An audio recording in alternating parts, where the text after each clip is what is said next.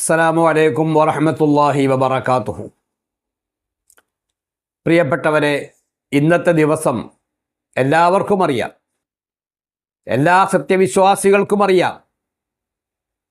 മറക്കാൻ പാടില്ലാത്ത ഒരു ദിനം, ഒരു രാവ് കടന്നു വരികയാണ്. അഥവാ 17-ാം രാവ്. ഇന്ന് 16 ഇന്ന് വൈകുന്നേരം 17-ാം രാവാണ്. നാളെ 17 റമദാൻ 17 എന്ന് കേൾക്കുമ്പോൾ തന്നെ നമ്മുടെ മനോമുഖരത്തിൽ വരുന്ന വിഷയം ബദരീങ്ങളാണ്. എത്രയോ സംസാരിച്ചാലും തീരാത്ത വലിയൊരു വിഷയമാണ് ബദറും അനുബന്ധ കാര്യങ്ങളും. അത് പറയാനോ അല്ലെങ്കിൽ പറഞ്ഞു ഫലിപ്പിക്കാനോ സാധ്യമായ ഒരു സമയമല്ല. യൂട്യൂബ് ഒന്ന് തുറന്നു നോക്കിയാൽ ബദർ രണാങ്കണത്തെ സംബന്ധിച്ച്, ബദറിൻ്റെ പശ്ചാത്തലത്തെ സംബന്ധിച്ച്, ബദർ പഠിപ്പിക്കുന്ന പാഠം എന്താണ് എന്ന് ഒരുപാട് ചരിത്രങ്ങൾ കാണാൻ കഴിയും, കേൾക്കാൻ കഴിയും. ഇന്നും നാളെയും മറ്റന്നാളുമൊക്കെ ആ യൂട്യൂബ് തുറന്നു വെച്ച് സമയം കളയാതെ യൂട്യൂബ് തുറന്നു വെച്ച് എന്ത് നോക്കണം? ബദർ രണാങ്കണം, ബദർ യുദ്ധം, ബദർ കിസ്സപ്പാട്ട്, അത് നമ്മൾ നല്ലതുപോലെ കേൾക്കണം. പഠിക്കാൻ ഒരുപാടുണ്ട്, ചിന്തിക്കാൻ ഒരുപാടുണ്ട്. ഒരുപാട് ഈമാനികമായ ആവേശം ഉൾക്കൊള്ളുന്ന വലിയ സംഭവ ബഹുലമായ ഒന്നാണ് ബദർ യുദ്ധം എന്ന് പറയുന്നത്. യഥാർത്ഥത്തിൽ ആ ഒരു യുദ്ധം അന്ന് നടന്നില്ലായിരുന്നുവെങ്കിൽ, അന്ന് മുസ്ലിമീങ്ങൾ വിജയിച്ചിട്ടില്ലായിരുന്നുവെങ്കിൽ, ഇന്ന് ലോകത്തൊരൊറ്റ മുസ്ലിം പേരിന് പോലും കാണില്ലായിരുന്നു. അത്രയ്ക്കും ശ്രേഷ്ഠമായ ഒന്നാണ് ബദർ യുദ്ധം എന്ന് പറയുന്നത്. അതുകൊണ്ട് ബദരീങ്ങളെ നമ്മൾ ഓർക്കണം. ബദരീങ്ങളെന്ന് പറഞ്ഞാൽ ആരെങ്കിലുമല്ല. അതിൽ ഒന്നാമത്തെ ബദരി മുഹമ്മദ് റസൂലുള്ളാഹി സ്വല്ലല്ലാഹു അലൈഹി വസല്ലം തങ്ങളാണ്. രണ്ടാമത്തെ ആള് അബൂബക്കർ സിദ്ദീഖ് റളിയല്ലാഹു അൻഹുവാണ്. അങ്ങനെയുള്ള സഹാബ കിറാം റളിയല്ലാഹു അൻഹും നിരന്ന ഒരു ധർമ്മ സമരം അന്ന് നടക്കുകയുണ്ടായി. അതുകൊണ്ട് അവരെ മറക്കരുത്, അവരെ ഓർക്കണം, അവരെ സ്മരിക്കണം, അവരുടെ മദ്ഹ് പാടണം, അവരുടെ മദ്ഹ് പറയണം, അവരുടെ പേര് പറയണം. അത് ബറക്കത്താണ്, ഖൈറാണ്, റാഹത്താണ്. എന്തിനേറെ ജല്ല ജലാലായ റബ്ബ് സുബ്ഹാനഹു വ തആല ബദരീങ്ങളെ പറ്റി പറഞ്ഞ വിഷയം നമുക്കറിയുമോ? ബദരീങ്ങളെ പറ്റി അള്ളാഹു ഖുർആനിൽ പറഞ്ഞ മൗലിദ്, അവരുടെ ആദരവ്, അവരുടെ ബഹുമാനം നമ്മൾ ആരും പറയാത്ത രീതിയിലാണ് അള്ളാഹു തആല അവതരിപ്പിച്ചിട്ടുള്ളത്. നമുക്കറിയാം, ശുദ്ധമായ ഖുർആനിൽ കാണാം, ബിസ്മില്ലാഹിർ റഹ്മാനിർ റഹീം, വലാ തഖൂലു ലിമൻ യുഖ്തലു ഫീ സബീലില്ലാഹി അംവാതുൻ ബൽ അഹ്യാഉൻ വലാകിൻ ലാ തശ്ഉറൂൻ.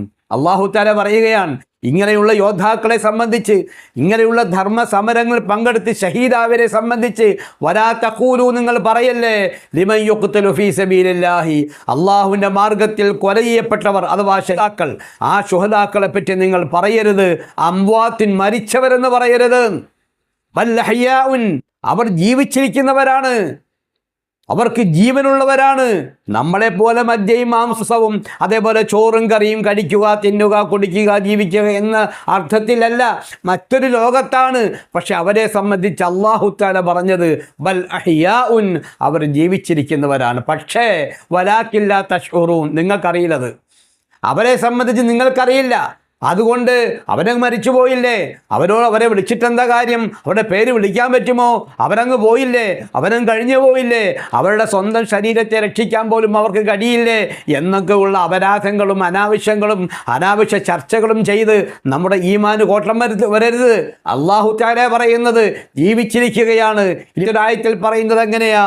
വലാ തഹ്സബന്നല്ലദീന ഖുതിലൂ ഫീ സബീലില്ലാഹി അംവാതാ, ഇങ്ങനെയുള്ള ശുഹദാക്കളെ സംബന്ധിച്ച് മരിച്ചവരാണെന്ന് വിചാരിക്കുക പോലും ചെയ്യരുത്. ബൽ അഹ്യാഉൻ ഇൻദ റബ്ബിഹിം യുർസഖൂൻ, അള്ളാഹുവിൻ്റെ അടുക്കൽ അവർ ജീവിച്ചിരിക്കുന്നവരാണ്, റബ്ബിൻ്റെ അടുക്കൽ ജീവനുള്ളവരാണ്. അവർക്ക് ഭക്ഷണം നൽകപ്പെടുന്നു, എല്ലാം കൊടുക്കപ്പെടുകയാണ്. അതുകൊണ്ട് അവരെ പറ്റി മരിച്ചവരെന്ന് വിചാരിക്കരുത് എന്ന് പറഞ്ഞാൽ നമ്മുടെ മനോമുഖരത്തിൽ അവരെ സംബന്ധിച്ച് ഒരു തെറ്റിദ്ധാരണയും വരാൻ പാടില്ല. മരിച്ചുപോയെന്നോ, ഒരു കഴിവുമില്ലെന്നോ, ഒന്നും അറിയാത്തവനാണെന്നോ, കുറയപ്പെട്ടവനാണെന്നോ നിസ്സാരവൽക്കരിക്കരുത്. പരിഹാസ രൂപത്തിൽ സംസാരിക്കരുത്. നമ്മുടെ ഈമാൻ നഷ്ടപ്പെട്ടു പോകും. അള്ളാഹു കാത്തിരക്ഷിക്കുമാറാവട്ടെ. അതുകൊണ്ട് തന്നെ ബദരീങ്ങൾ ഉന്നതന്മാരാണ്, വലിയ സ്ഥാനമാനമുള്ളവരാണ്. ഒരുപാട് ആയത്തുകൾ അള്ളാഹു സുബ്ഹാനഹു വ തആല അവരുടെ മദ്ഹ് പറയാൻ വേണ്ടി വിശുദ്ധമായ ഖുർആനിൽ പറഞ്ഞിട്ടുണ്ട്. സമയമില്ലാത്തതുകൊണ്ട് ഞാൻ അങ്ങോട്ട് കടക്കുന്നില്ല. അതുകൊണ്ട് ബദരീങ്ങളെ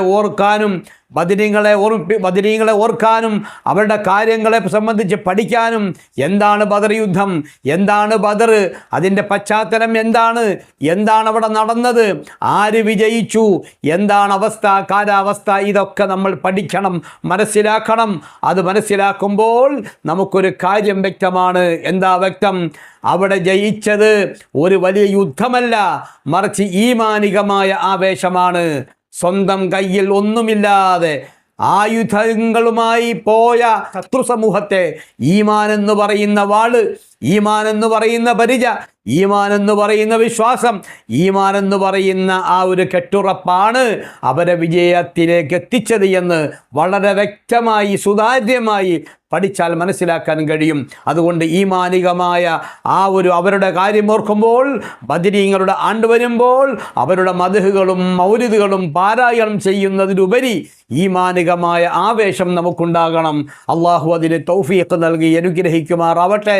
അവരെ എന്നെന്നും ഓർക്കാനും അവരെയൊക്കെ നാളെ സ്വർഗത്തിൽ വെച്ച് കണ്ടുമുട്ടുവാനും അള്ളാഹു നമുക്കെല്ലാവർക്കും ഭാഗ്യം നൽകി അനുഗ്രഹിക്കുമാറാവട്ടെ. അതുകൊണ്ട് വീടുകളിൽ ബദർ മൗലൂദ് ഓതണം, നിർബന്ധമാണ്. പള്ളികളിലൊക്കെ ഓതുന്നുണ്ട്, വീടുകളിലും ഓതി അവരുടെ ബറക്കത്ത് നമുക്ക് ലഭിക്കണം. അള്ളാഹു അതിന് തൗഫീഖ് നൽകട്ടെ. ആമീൻ യാ റബ്ബൽ ആലമീൻ.